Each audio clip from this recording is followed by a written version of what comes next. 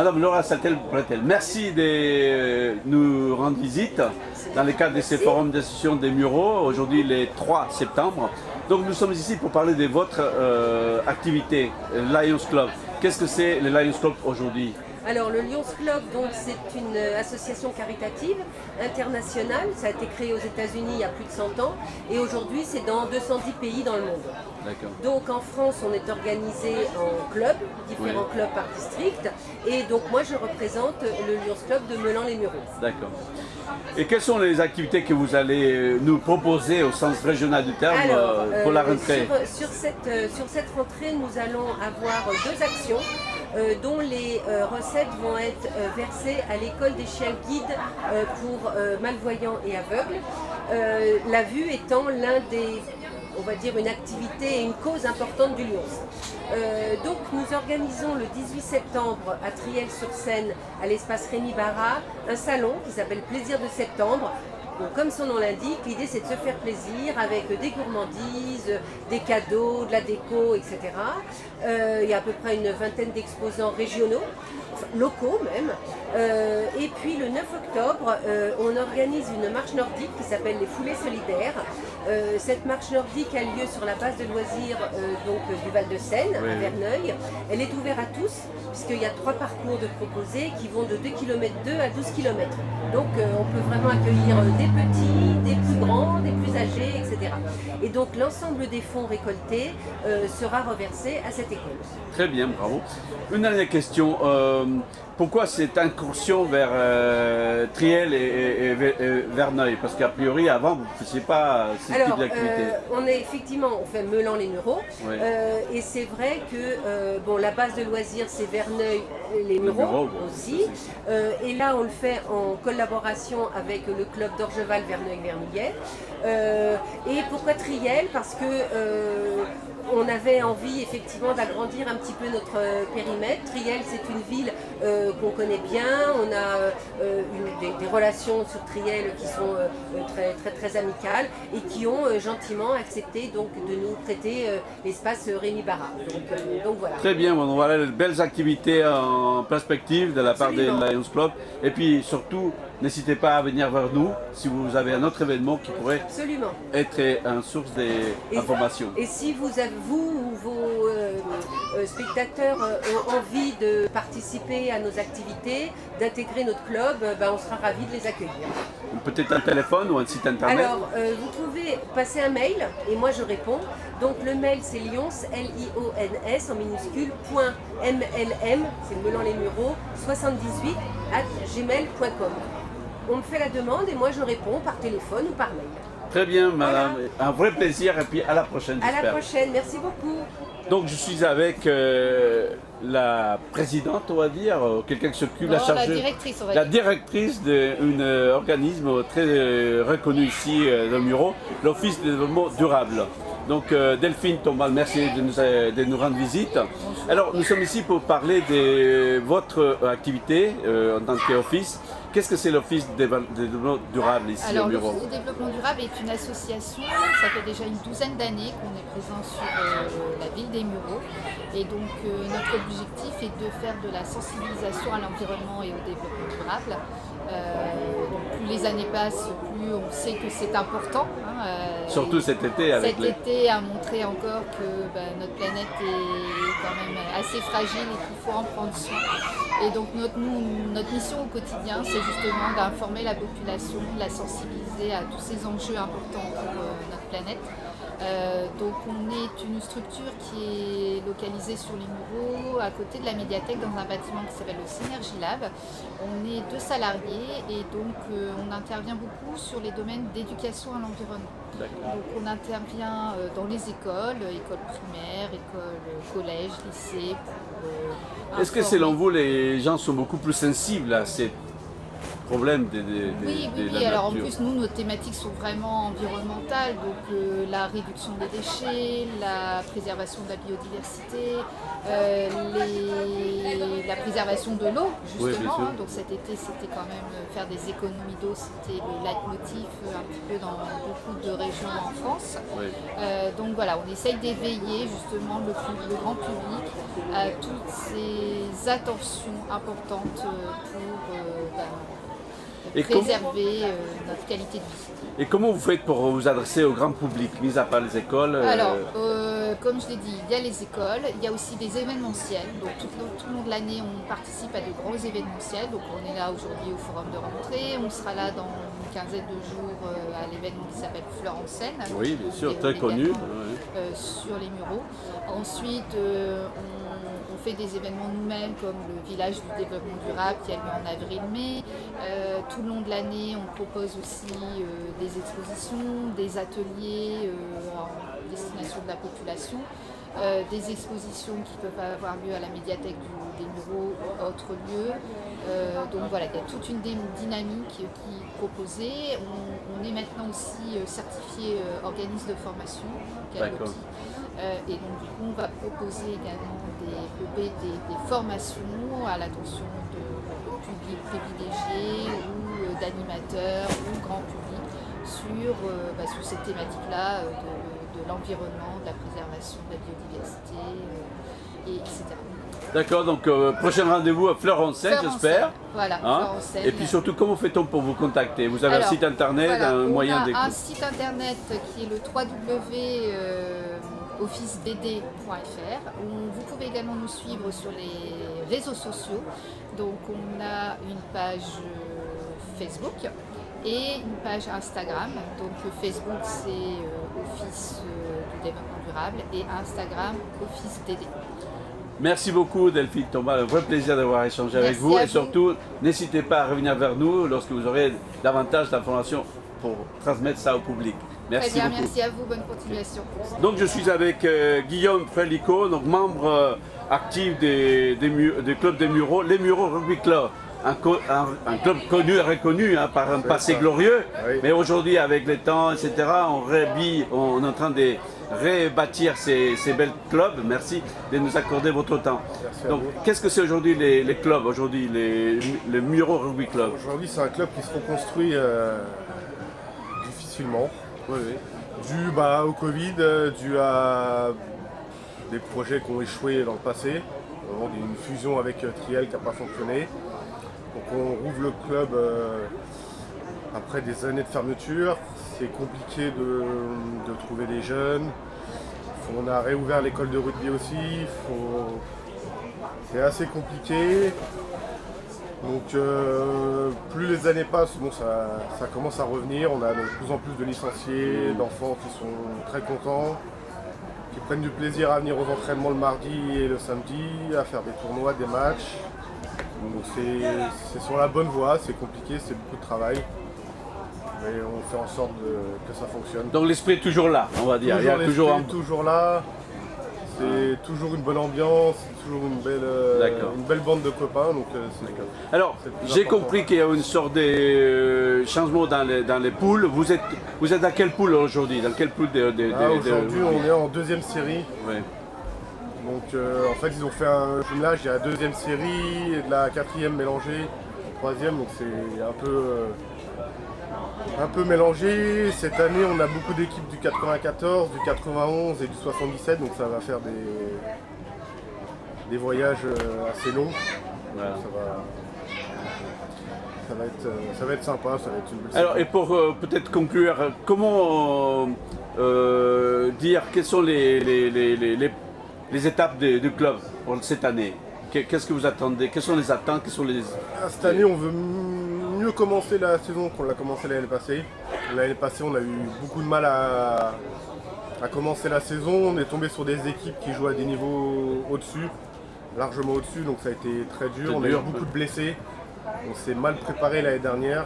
Donc cette année, on a mis les bouchées doubles pour être prêt physiquement pour le premier match qui est le 28 septembre, il me semble.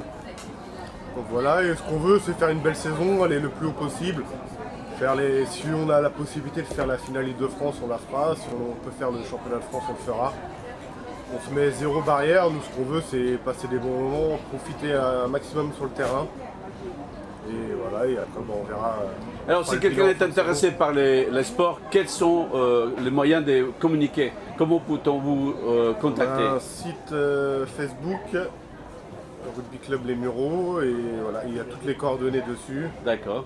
Il suffit d'appeler. On a les entraînements le mardi et le jeudi de 20h à 22h au Stade Lagrange. Donc voilà. Très bien, donc Si vous êtes intéressé, venez, il n'y a pas de souci, la porte est grande ouverte. voilà, les spectateurs, les internautes savent maintenant que le club de rugby est sur la relancée. Et puis merci d'être venu et puis j'espère à la prochaine fois. Bah, merci. De toute façon, on va vous suivre. Il n'y a pas de souci. En finale, je l'espère. Ouais, on espère aussi. Merci beaucoup. Merci à vous. Je suis avec le président d'une belle association, Bellevue Pétanque. Ça fait plaisir de parler à quelqu'un qui fait un sport cool, Oui, cool. zen.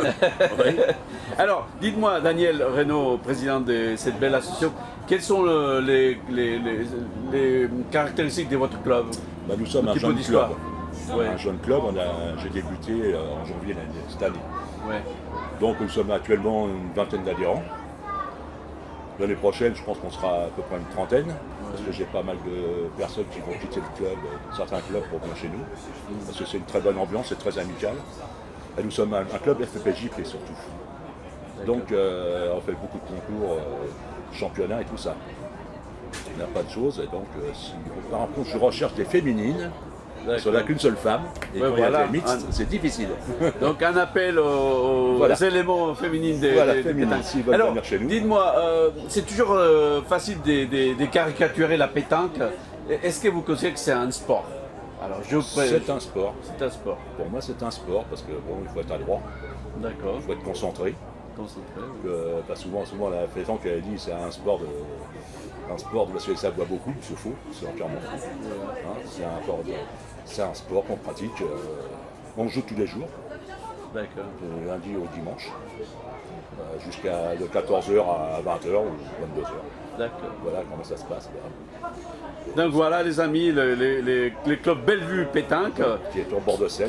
Voilà, C'est au bord de Seine, dans un cadre très beau d'ailleurs. D'ailleurs, il y a des photos que j'ai mises sur le stand. Non, c'est vraiment un cadre magnifique, c'est au calme et tout. Et comment fait-on pour vous contacter? Quels sont les contacts internet ou Alors, on a un site Facebook, Facebook, ouais. on a WhatsApp. On est sur WhatsApp. Donc il faut juste bien noter pétanque au Mureaux. Bellevue Pétanque sur Facebook. D'accord. Là- Donc voilà les amis, on va vous suivre Oui. et surtout n'hésitez pas à nous contacter Oui. si vous avez des nouvelles, si vous avez un tournoi international ou autre, Non, mais n'hésitez pas. On va faire des concours l'année prochaine. J'en ai fait qu'un seul au mois de juillet, là, le 24 juillet. Oui. C'était un début, donc l'année prochaine, je pense qu'on va en prendre plus.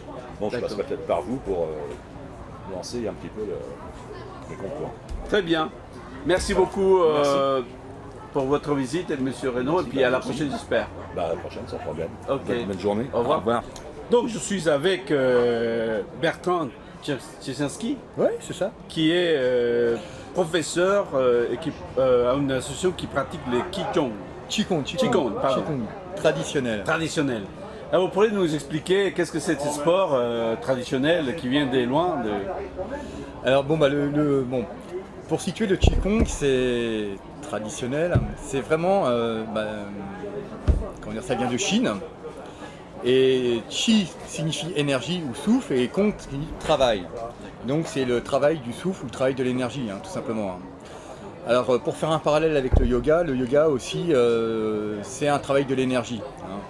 Mais disons dans le yoga, c'est un travail global de l'énergie. Nous on va travailler pareillement, mais on va travailler sur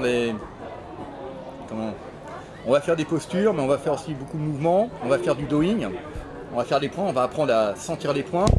On va faire des relaxations, des exercices de respiration, mais en même temps on va faire aussi des visualisations de couleurs et on va vraiment apprendre à sentir l'énergie. On sent d'abord les énergies avec les paumes. Donc une fois qu'on sent l'énergie dans les paumes, on va essayer de faire circuler cette énergie dans les bras, des énergies dans les pieds. On va essayer de ramener les sensations énergétiques au niveau du ventre. On essaie de faire circuler l'énergie. Et l'énergie, il faut vraiment avoir, disons, à l'esprit. En Chine, toutes les philosophies chinoises comme le bouddhisme, le taoïsme, le confucianisme ont des techniques énergétiques. Hein, il n'y a pas de pratique philosophique sans, sans exercice de Qigong. Ça peut paraître un petit peu, C'est une pratique nationale alors, tout le monde. Ah bah, pratique. Chaque philosophie a une pratique. Le Qigong en Chine, c'est le bien-être, mais c'est aussi surtout c'est la médecine traditionnelle chinoise. Ça, il faut vraiment le... Voilà. On soigne depuis des millénaires avec les pratiques de Qigong. Et c'est le Qigong qui a donné naissance à l'acupuncture. L'acupuncture, c'était il y a 2500 ans. Bon. Donc si on ramène ici à notre belle ville des Mureaux, comment vous transmettez toute cette énergie, toute cette puissance auprès de vos adhérents? Comment ça marche ici? Non mais c'est très simple, hein, c'est à Gérard Philippe, à côté du commissariat ou de la nouvelle mosquée là, qu'il y a un cours. C'est le mardi soir. Bon, automatiquement ce sont des cours de 2 heures, hein, parce que bon, 2 heures c'est vraiment le temps. Voilà, il faut au moins 2 heures pour faire un bon cours. Il n'y a pas photo. Hein. Il y a aussi le jeudi matin. Donc on est en salle, mais le Qigong en fin de compte se pratique aussi beaucoup en extérieur. Donc l'été, au parc de l'Ozeraie, on fait aussi des cours. D'accord.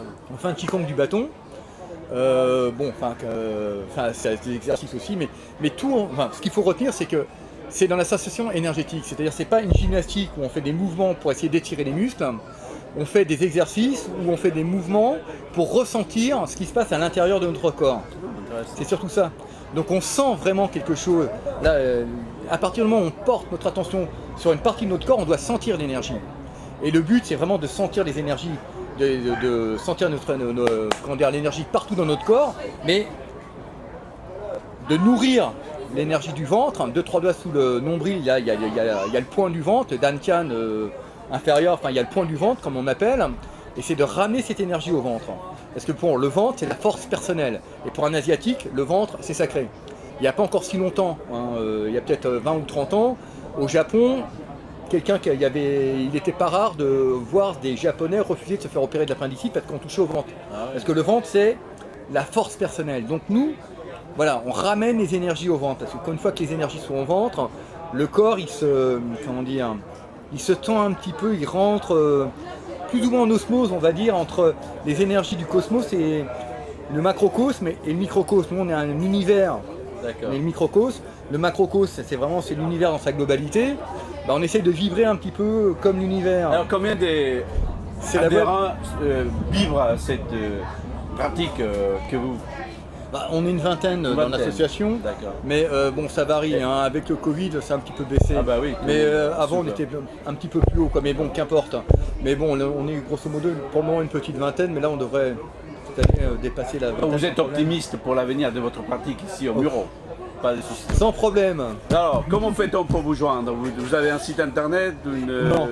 D'accord. Non, il y a juste le numéro de téléphone où il suffit de passer le mardi soir à 19h à Gérard Philippe au bureau, tout simplement. Ou le jeudi matin à 10h. Voilà, c'est tout. C'est très simple. Gérard Philippe, les centres, espaces des quartiers, très connus et reconnus. Merci de votre... Parce que je termine juste, c'est quelque chose qui se vit. C'est-à-dire, il faut vraiment aller dans le cours. Et souvent, dans tous les arts énergétiques, on est formé comme ça, c'est-à-dire on va tester si on est intéressé par cette notion où on essaye en fin de compte d'améliorer notre potentiel aussi bien physique, mental ou subtil, enfin nos sens quoi. On peut essayer d'aller voir des professeurs de yoga, voir des professeurs de tai chi, voir des professeurs de qigong le plus possible. Et il faut prendre celui avec lequel on a le plus de feeling. C'est surtout ça qu'il faut faire. Donc il faut venir et participer au cours. Très bien. Tout. Pour voir comment on se sent. Voilà. On ne choisit pas comme ça en disant tiens je vais faire ci, je vais faire ça. Non, il faut aller tester les profs. C'est pour ça que Bertrand, vous voyez que vous êtes passionné et que vous avez les feelings. Merci de votre visite. Merci. Et n'hésitez pas à nous contacter si vous avez d'autres feelings à nous transmettre. D'accord. Merci beaucoup. De rien. Donc je suis avec Michel Barotto, donc président d'un club très connu, reconnu ici au Mureaux et à Mélan. Donc c'est le club des tennis de table. Hein. Tout à fait. Donnez-moi un petit historique de ces clubs. Alors ce qui est intéressant dans ce club, c'est qu'il est la résultante d'une fusion de Mélan et des Mureaux, avec des publics étaient différents, une géographie proche, et la volonté de ceux qui ont repris le club avant moi, c'était de faire fusionner les deux villes pour faire un seul club et favoriser la mixité du sport que ce soit une mixité intergénérationnelle, une mixité réelle, puisqu'on a des féminines et un club assez connu dans le département pour accueillir beaucoup de féminines, et une mixité sociale aussi. Donc c'est un club qui s'est bien développé autour de ses valeurs, autour des valeurs du sport, et un tennis de table qui a fédéré beaucoup de pratiquants et qui continue à grossir, et malgré les années Covid qu'on a traversées, on a eu de bons résultats à la fois sportifs et d'inscription, et on espère que ça va continuer, que vous allez nous rejoindre. Voilà. Et qu'est-ce que ça représente aujourd'hui? Combien d'adhérents? Alors les l'année joueurs, dernière, on avait 80 licenciés. D'après les premières impressions, aujourd'hui, il y a d'autres personnes qui vont nous rejoindre. Et on a surtout structuré le club pour offrir une offre importante, un peu plus importante sur les Mureaux, qui étaient un petit peu délaissés, avec un créneau qui s'est ouvert, avec des entraînements qui seront effectués par un entraîneur professionnel, dont c'est le métier, qui viendra accompagner les entraîneurs bénévoles qui sont très impliqués. On a donc une structure qui grandit, qui croît de façon progressive, et qui est aussi qui a comme partenaire un club professionnel de tennis de table à Pontoise, et ça nous permet d'aller voir les matchs de Pro A, de voir des internationaux ou des gens qui font les Jeux Olympiques. Donc tout ça crée de l'émulation sur le territoire. On sait bien que le tennis de table est un sport très répandu en France, vous pouvez le dire. Oui, c'est un sport qui est extrêmement pratiqué. Il y a de très nombreux clubs dans le département. C'est un club qui est pratiqué de très très tôt, puisque nos plus jeunes ont 4 ans. On a une section baby ping, pour l'instant qui est limitée parce que ça demande beaucoup d'investissement de la part des bénévoles, jusqu'à un âge avancé. Donc c'est extrêmement pratiqué, mais c'est un sport exigeant au plan physique, technique, tactique, psychologique, et c'est à la fois un sport individuel et qui se pratique un peu en équipe avec un partenaire qui est aussi un adversaire, et au sein de l'équipe où il y a une très saine émulation, donc tout le monde y trouve son compte, et les gens sont ravis, donc on vous attend. Pour terminer, où est-ce qu'on peut pratiquer ça? Au Mureux et à Mélan. Et deuxièmement, comment fait-on pour vous contacter? Alors pour nous contacter, il y a un site du club qui est avec une page d'accueil qui est bien faite, qui a été revue récemment, qui est l'UTTMM. Vous faites UTTMM et là vous aurez les indications. Au Mureux, c'est au COSEC, et à Mélan, au gymnase Les Annonciades. Les Annonciades, très bien. Les Annonciades. Voilà, merci beaucoup. Je vous en prie, merci. Et à la beaucoup. prochaine, tenez-nous au courant de vos différents événements. Peut-être on pourra aussi suivre les féminines dans une grande match. Absolument. Merci beaucoup. Au revoir. Nous sommes avec un digne représentant du club de football américain, les Lycans, qui sont connus et reconnus. Merci de ta présence aujourd'hui, Lionel de Mekanen. Merci de me Alors, recevoir. le club de football américain, une institution, j'allais dire. Quelles sont les nouveautés de la rentrée pour ces clubs qui devient quand même une force, les Lycans? Comme tu as dit, ça commence à faire quelques temps. C'est la 18e année qu'on va commencer là. Ouais. 18e année, on est remonté en national, je ne sais pas si tu te souviens, juste avant le Covid. Donc là, on a fait notre première saison complète en national. On a été loin d'être ridicule, c'était l'objectif de la saison, c'était montrer qu'on était là, qu'on était de retour et qu'on savait s'imposer. Et au final, on a bien réussi. On a eu une poule de 4 clubs, il y avait le champion du coup, le futur champion qui était avec nous, donc lui, c'était un peu compliqué. Il y a une autre équipe, l'équipe d'Orléans, on a dû s'incliner par 2 fois, mais de 1 et 2 points. Et l'équipe de Caen, on l'a battu 2 fois, donc on est sur du milieu de poule. Quelqu'un qui vient de remonter en Détroit, c'est plutôt pas mal. D'accord. Et quelles sont les perspectives pour cette année sur le plan sportif? On vise le titre. Le titre, Ni carrément. plus, ni moins, le titre. Très bien. Non, j'ai appris aussi que vous avez des nouveautés sur le plan, j'allais dire, animation. Vous avez quoi à nous proposer pour les spectateurs, pour les internautes? Pareil, si tu te souviens, il y a 2 ans, on a lancé notre section de cheerleading. Ouais. Donc qui a survécu au Covid, c'était pas facile parce que lancer une section avant le Covid, on savait pas qu'il y avait le Covid, tu me diras, mais on a réussi à avoir suffisamment de licenciés pour faire 1 an et faire une 2e année, et là on va entamer la 3e année du cheerleading.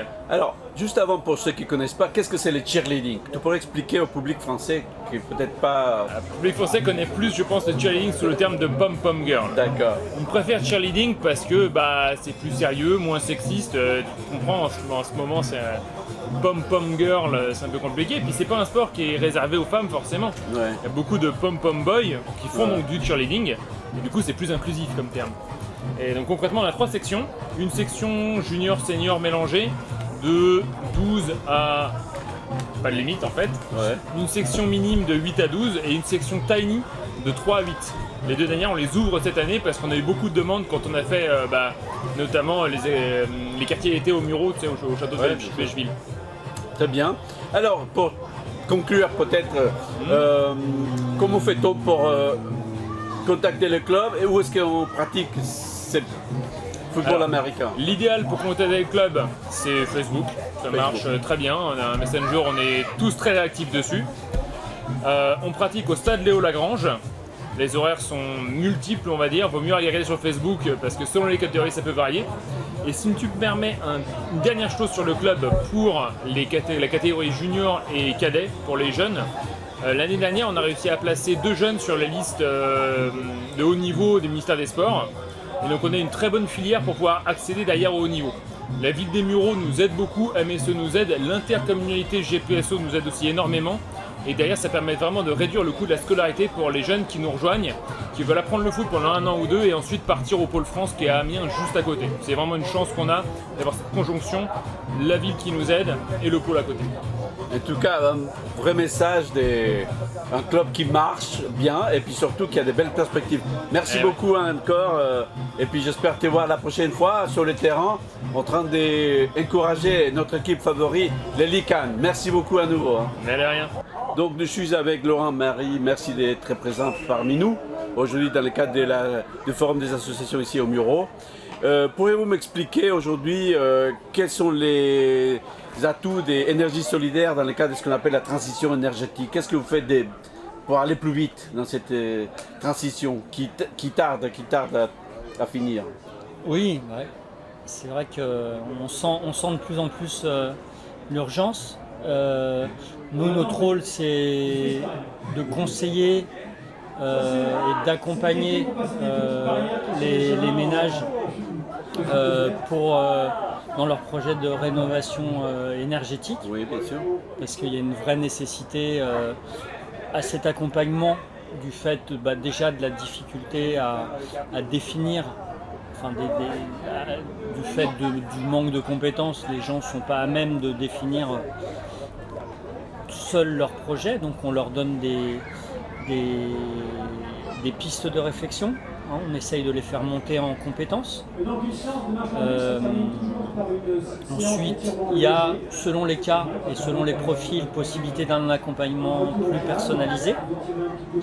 Et également donc, l'accompagnement et l'information sur les démarches pour bénéficier des aides financières, qui sont souvent un levier important pour réaliser ces travaux de rénovation énergétique. Mais c'est une espèce de jungle, on ne connaît pas bien comment ça marche, les règles changent. Comment vous faites-vous pour vous adapter et adapter votre message au public? Alors, on est là on essaye d'être là comme facilitateur. Bon, déjà, c'est notre compétence, c'est notre métier, puisqu'on fait ça toute la journée. Donc, on a quand même possibilité de s'informer sur toutes les évolutions en termes de réglementation ou de dispositifs d'aide qui peuvent évoluer. Malgré tout, c'est vrai que c'est pas toujours évident de s'y retrouver, même pour nous. Et donc voilà, une fois qu'on a analysé, on essaye de fluidifier le parcours pour les particuliers, et on leur propose aussi l'envoi de nous envoyer leur devis afin de voir s'ils ne s'exposent pas à des pratiques qui peuvent être soit douteuses ou soit carrément des arnaques. Enfin, on essaye au moins de servir de filtre par rapport à ça. Et pour conclure, quel message voulez-vous véhiculer aux internautes qui nous écoutent, qui nous regardent par rapport à ce que vous faites? Où est-ce qu'on peut vous trouver? Comment fait-on pour vous joindre? Alors, nous sommes l'association Énergie Solidaire, donc au-delà des conseils sur la rénovation énergétique, on sensibilise sur les économies d'énergie, sur les problèmes d'environnement plus largement. Donc nous faisons pour les conseils sur la rénovation énergétique, nous faisons partie du réseau France Rénov', qui est le réseau qui gère entre autres MaPrimeRénov'. Et donc les gens peuvent prendre rendez-vous avec un conseiller soit par le biais du site France Rénov qui les aiguillera vers notre structure, vers Énergie Solidaire, donc nous sommes situés à Carrières-sous-Poissy, ou directement sur le site énergie au pluriel-solidaire.org, et sur la page d'accueil du site, il y a un onglet Prendre rendez-vous, où les personnes pourront donc avoir un rendez-vous en présentiel ou par téléphone avec un conseiller. Voilà ce que vous avez à faire pour contacter la dynamique solidaire, donc l'association Énergie Solidaire qui existe depuis longtemps, qui a été créée en 1998 à Triel-sur-Seine, ça je suis sûr, et qui a fait beaucoup de travail à la fois dans la sensibilisation pour ces enjeux environnementaux et surtout aujourd'hui engagé à fond pour la transition énergétique. Merci Laurent, Marie, de votre présence et puis à bientôt, je l'espère. Merci. Au revoir. Au revoir.